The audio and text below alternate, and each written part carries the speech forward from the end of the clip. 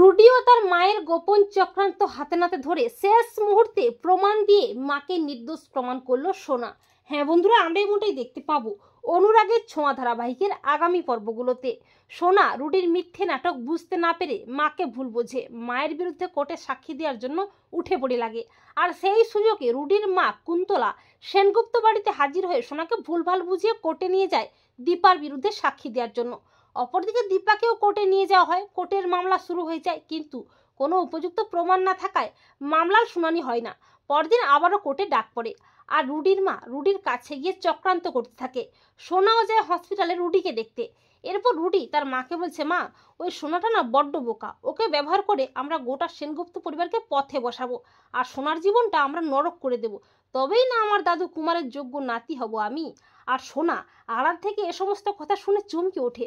সোনা চালাকি করে সবটা ফোনে ভিডিও করে নেয়। সোনা বলে, তার মানে এ সমস্ত রুডি ও তার মায়ের চক্রান্ত, আমাকে ইউজ করে আমাদের পরিবারটাকে শেষ করে দেবে। এমনকি ও তো সেই শয়তান কুমারের নাতি, না না, ওর মুখোশটা খুলে মাকে নির্দোষ প্রমাণ করতেই হবে। এরপর পরদিন আবারও কোর্টের মামলা শুরু হয়ে যায়, আর সোনা শেষ মুহূর্তে রুডি ও তার মায়ের কুকীর্তির গোপন চক্রান্তের ভিডিও দেখায়।